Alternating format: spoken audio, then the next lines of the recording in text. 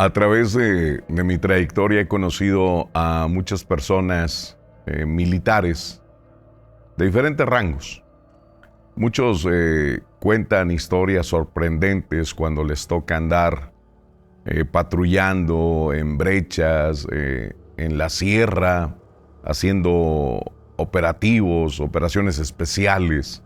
Siempre suceden cosas, créame, que nos sorprenden. Historias donde han llegado a campamentos a vigilar, ¿verdad? Más que nada tener el lugar tranquilo. Recuerdo uno acá al norte de Coahuila. Hicieron un campamento en una antigua hacienda, ya abandonada esta hacienda. Y resulta que en esa hacienda pues, hicieron como un cuartel militar, ¿verdad? Ustedes saben todos los protocolos, toda la disciplina, tener siempre centinelas en la noche. Y bueno, ellos, me decía el capitán, dice, los muchachos para mantenerse ocupados hacían adobes. Hacían adobes que muchas veces se utilizaban en la reconstrucción de esa antigua hacienda. Y era su trabajo diario, ¿verdad? Pero me decía el capitán, en la parte superior, Santiago, teníamos una habitación que usábamos como despensa porque era una habitación bastante fresca, muy, diría yo, helada esa habitación. Yo no sé por qué. Se supone que siempre las casas con adobe son térmicas, ¿verdad? Y él mencionaba que en ese lugar, pues era más baja la temperatura que el resto de la casa. Entonces, esa habitación la usaban como bodega para almacenar, ahora sí que los víveres. Pero la puerta, una puerta de madera con gran grosor, pues había que moverla entre 2 o inclusive hasta 3 elementos, Santiago, porque la puerta estaba vencida. Dice, bueno, entonces usábamos esa como bodega. En una ocasión, donde teníamos la tierra para hacer los adobes, estaba debajo de un enorme pirul, que nos servía muchísimo, ¿verdad? Imagínense toda la sombra que daba. Bueno, en cierta noche, Santiago, siempre tenemos vigilantes, siempre tenemos quien esté ahí al pendiente. Y resulta que yo empiezo a escuchar detonaciones. Dice, claro, pues todos nos levantamos en alerta, totalmente armados. Salimos y resulta que vimos a nuestro compañero tirado en ese montón de tierra. Ya se le habían acabado las municiones a ese soldado, pero él seguía disparando, estaba como en shock y apuntando hacia el pirul. Llegaron los compañeros, lo sometieron, lo tranquilizaron, pero él decía que ahí estaba. Nosotros volteábamos hacia el pirul, no veíamos a nadie, Santiago. Dice, créame que en eso que estábamos prestándole los servicios por parte del departamento de los muchachos de sanidad, le estábamos dando los servicios ahí, tranquilizarlo, qué había pasado. Escuchamos unas carcajadas de mujeres en el pirul. Pero era tan oscura la noche que créame que a veces se nos dificultaba ver inclusive las ramas de ese enorme pirul. Bueno, escuchamos esas carcajadas de mujeres. Les gritábamos nosotros. Muchos sabían que eran brujas, ¿verdad? Bueno, pero después de ese momento, después de esa noche, pasaron situaciones algo extrañas. Porque hice referencia a la bodega, a la puerta, que la tenían que mover entre 2, a veces hasta en 3 elementos del ejército. Bueno, dice Santiago, yo empecé a escuchar después de esa noche, pues ya todo mundo, pues no dormíamos a gusto, ¿verdad? Redoblamos la guardia para que estuvieran, nadie quería estar ahí en ese montón de tierra donde estaba el pirul. Bueno, en una ocasión yo escuché ruido, Santiago, salgo, todos los elementos estaban dormidos, menos los de la guardia, pero no me veían porque yo estaba en el interior de esta antigua hacienda. Y resulta que al subir Dije, pues, ¿qué es lo que hace tanto ruido? Como que arrastraban algo. Dice, no me lo va a creer, pero la puerta, con el viento, se movía, se abría y se cerraba, se abría y se cerraba esa puerta sola. Que dices, oye, pues, tendría que ser muchísimo viento, ¿no? Para que esto sucediera. Se escuchaban carcajadas a la distancia alrededor de esta antigua hacienda que usábamos como cuartel. Tal vez estas mujeres acechándonos o diciendo, aquí estamos presentes, no nos hemos ido. Pero nunca descubrimos qué fue lo que a los pocos días ya nos cambiaron del lugar. Llegaron otros compañeros ahí, ya no supe qué pasó con ellos. Traté de hacer contacto con los antiguos, con los que se habían quedado ahí. Ya no tuve alguna noticia qué es lo que les pasaba a estos hombres. Fíjense que hay el caso de Fernando. Él también es un exmilitar, pero imagínense estar en esa hacienda y escuchar en las noches las carcajadas de esas mujeres. Y le digo, conozco el caso de Fernando, un exmilitar. Ellos, como todas las corporaciones del ejército, la marina, de policía estatal, policía municipal, a todos los niveles, muchas veces recorren estas carreteras y ellos precisamente saben que en ese tramo de esa carretera no hay absolutamente nada. No hay un pueblo cercano, no hay ni siquiera una gasolinera, no hay nada. Y muchas veces se encuentran a personas deambulando por esos sitios. Posiblemente a lo mejor dices, oye, pues un vagabundo no anda por aquí, se perdió. Pero muchas veces se topan a señores, a señoras ya de avanzada edad que van caminando por esos caminos tan solitarios y en la madrugada. Bueno, esto le sucedió a Fernando y a sus amigos en esa unidad del ejército mexicano. Ellos transitaban en la carretera en San Luis Potosí, ahí por Ciudad Valles, en San Luis Potosí. Ellos iban patrullando, iban solos en la unidad, y en eso ven a un viejito caminando a la orilla de la carretera. Se paran y le dice, padre, pues ¿a dónde vas? Dice, voy más adelante. Dice, no hombre, véngase, nosotros lo llevamos, usted nos dice dónde lo dejamos. Dice, hacía algo de frío, más la velocidad de la camioneta, pues imagínense, no se podía ir atrás. Lo subieron adelante, iban 2 elementos atrás. Y lo suben en la cabina a este señor.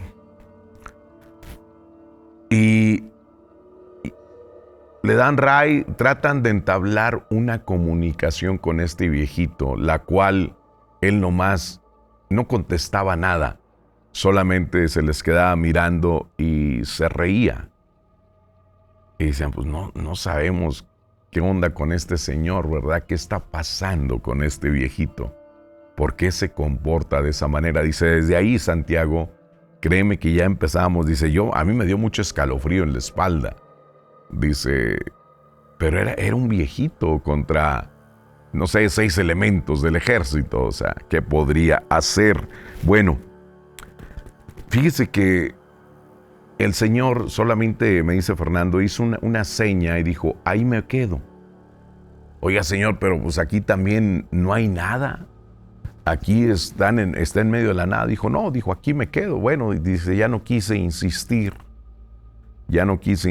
más, y ahí lo dejamos. Pero eso sí, Santiago, al bajarse de la unidad, soltó una risa burlona que a todos nos dejó paralizados ese hombre. Soltó una risa que nos dio mucho miedo, una risa como de película, como satánica. Dice, créeme que nos quedamos todos quietos.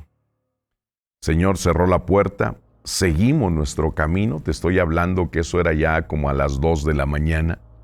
cuando seguimos nuestro camino. Y resulta que, dice, al ir manejando, Santiago, pues en medio de la nada, en esa carretera, en la madrugada, yo vi por el espejo, me comenta Fernando, como que había un bulto así detrás de nosotros. Dice, yo pensé que era tal vez una bolsa de hule que usábamos para la basura y eso, que venía colgando en la caja de la camioneta, de la patrulla, o sea, de la unidad. Y nada. Y le dice a su amigo, ¿estás viendo lo que yo estoy viendo? Dice, el que iba atrás baja el vidrio. Dice, ¿qué crees lo que nos venía siguiendo? Era un animal en 4 patas. Dice, venía a la par de la unidad. Dice, yo no volteaba porque yo iba manejando, no volteaba así al 100% para verlo. Oye, ¿pero qué es esto? Dice, mis compañeros gritaban, ¿pero qué es? Dice, acelérale. Dice Santiago, venía a 140 kilómetros por hora, imagínate. 140 kilómetros por hora y ese ser venía a un lado de nosotros. Lo que más nos sorprendió fue que al verle la cara a este animal, era el rostro del viejito.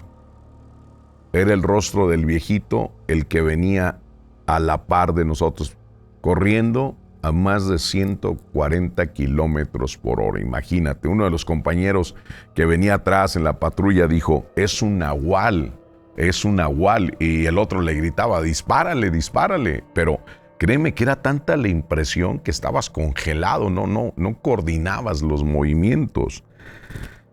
Y resulta que lo dejan atrás a este ser. Lo dejan atrás, llegan todos a su base, llegan al cuartel. Llegaron totalmente blancos de la impresión, imagínense. Sale el capitán y los recibe. Dice, ¿qué pasó? ¿Por qué vienen así? Dice, entraron casi a 100 kilómetros por hora aquí al cuartel, cuando lo permitido son entre 20 y 30 kilómetros. Dice, capitán, discúlpenos, pero créame que no me lo va a creer, dice, lo que nos acaba de suceder. Venía un ser en 4 patas a un lado de la camioneta. Veníamos a 140 kilómetros por hora, pero era el rostro de un viejito al cual le dimos ray y le dice más o menos en qué kilómetro lo subieron. El capitán dice, ah, caray, se sigue apareciendo ese nahual. Ellos se quedan sorprendidos. Dice, capitán, ¿usted sabe de esto? Dice, sí. Nunca lo he visto, pero mi padre hace 20 años, de oficio trailero, lo vio. Le dio raya a un viejito. Dijo, de hecho, cuando se bajó del tráiler, se burló muy feo. Dijo, sí, dijo, igual que acá. Dijo, saltó una risa burlón este señor que nos dio miedo. Dice, y cuenta mi padre que ese ser venía a un lado de él, del tráiler en la carretera a San Luis, ahí de Ciudad Valles a San Luis Potosí, imagínense. O sea, ya había pasado y tal vez ahorita en la actualidad siga sucediendo este fenómeno. Me decía Fernando que él se había dado de baja de las fuerzas militares. Dice, ya hace algunos 2 meses, Santiago, me di de baja del ejército. Pero son amistades que nunca pierdes el contacto de ellos. Siempre estás al pendiente. ¿Cómo andan, muchachos? Cuídense. Dice, y resulta, Santiago, que fíjate que uno del amigo que venía atrás de mí en la camioneta, de esa experiencia, que él era el que gritaba, es un nahual, es un nahual. Y le decía a los que iban atrás que le dispararan. Dice, fíjate que él tuvo un final, algo trágico. Dice, no sé si se le pegó algo, ¿verdad? Como siempre dicen, es que se me pegó tal vez algo, me traje algo de ese sitio. Bueno, Dice Fernando que andaba, no me quiso dar el lugar donde andaban patrullando por cuestiones de seguridad. Dice Santiago, andábamos patrullando por las brechas. Te estoy hablando que esto como a las 2 de la mañana. Y nos metimos a una brecha en ese momento. Dijo, íbamos pasando por una hacienda abandonada. Dijo, imponía ese lugar, ver ese casco de esa hacienda de doble piso, entre la maleza, en completa oscuridad. Dice, bueno, dice, ese compañero, Santiago, que gritaba que era un nahual, pues resulta que, dice, ¿sabes qué? Párate para ir al baño, ¿no? Dijo, bueno, pues aquí nos paramos, ¿verdad? El que quiere ir al baño de una vez, aproveche, porque ya no nos vamos a parar. Bueno, dice, pero como él se bajó primero, pues él terminó primero. En eso volteamos hacia la hacienda y vemos una luz como de una vela que recorría la hacienda. Lo veíamos perfectamente. En eso este amigo grita, dice, es una niña la que está ahí. Dice, mi amigo se arrancó a correr hacia la hacienda. Y dice, yo le grité, espérate, espéranos, o sea, vamos todos juntos. No, apúrenle. Dice, mi amigo se adelantó, Santiago. Créeme, pues nosotros tenemos que ir con cautela, no podíamos ir corriendo como él, porque no sabíamos si nos enfrentábamos a una emboscada o algo por el estilo. Entonces teníamos que ir con cautela a ver qué estaba pasando. Mi amigo sí se arrancó corriendo hacia la hacienda. Dice, cuando llegamos, Santiago, a la hacienda, esa luz se desapareció en la parte de arriba. Subimos, no había absolutamente nadie. No había nadie. Ni siquiera la vela ahí encendida, no había nada. En eso empezamos a escuchar detonaciones de a un lado de la casa grande, digamos de esta forma.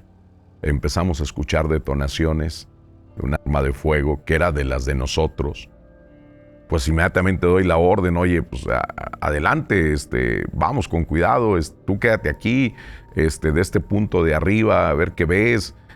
Dice, inmediatamente puse en lugares estratégicos a mis hombres, bajamos, un compañero y yo, fuimos al lugar donde provenían estos disparos. Eran unas caballerizas, Santiago. Eran unas caballerizas donde encontramos a este compañero temblando con su arma en sus manos. Y llegamos y le dijimos, tranquilo, ¿qué pasa? Tranquilo. Dice, es que ahí está ese hombre. ¿Quién? Dice, nosotros no veíamos a nadie, Santiago. Ahí está ese hombre, ahí está, es un hombre de negro con sombrero. Tranquilízate, dice Santiago. Nosotros sacamos lámparas y no había nadie. Ya les hablo a mis demás compañeros que bajen, porque me di cuenta que no había absolutamente nadie en ese lugar. Bajamos, checamos muy bien las caballerizas, nadie, ni un alma. Pero este hombre seguía insistiendo que ese hombre ahí estaba, y a su lado estaba la niña que andaba con la vela caminando por la hacienda. Dice Santiago, pues ya lo tranquilizamos, nos retiramos al cuartel. Mi compañero empezó con pesadillas, donde él se despertaba en la madrugada y decía que ahí estaba ese hombre y que la niña también la veía. Él veía a la niña, pues ya lo calmamos, oye, espérame, conseguimos a una persona de por ahí del pueblo que le diera una barrida para el susto. Dice, pero ya en ese tiempo ya estaban mis trámites para darme de baja de las Fuerzas Armadas. Y preguntaba, yo hablaba una vez por semana con mis compañeros, oye, ¿cómo sigue mi amigo? Y cómo dice, sigue peor, dice, porque ahora él comenta que la niña se transforma como en un demonio y que la niña le dice, es que tú eres mi papá. Dice, tú eres mi papá. Dice, mi compañero Santiago,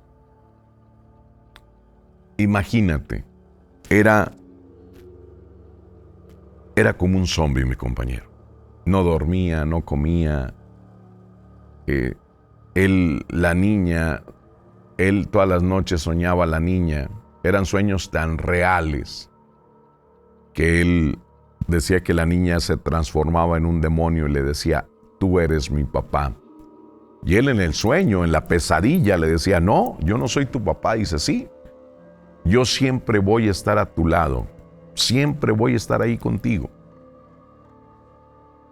Dice, llegó tanta la desesperación, dice, lo trataron psicólogos, psiquiatras, Santiago estuvo en tratamiento, la niña se seguía manifestando hasta que él decidió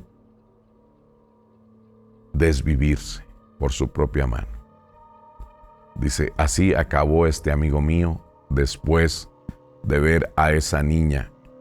¿Quién sería? Dice, pues realmente sí sabíamos que era algo del mal, porque ella se transformaba y le decía, es que tú eres mi papá y yo jamás te voy a dejar. Son situaciones a las que se enfrentan nuestros elementos de las Fuerzas Armadas. Muchos de ellos llegan a un campamento y en la noche, cansados, en la madrugada, no pueden encender grandes luces, ¿verdad? Para que no los ubiquen o para perder el operativo sorpresa. Dice Santiago, llegamos, nos quedamos, hacemos nuestro campamento, hay una tienda de campaña, escuchamos muchos ruidos en ocasiones, nos levantamos, oye, pues ¿quién anda por aquí caminando?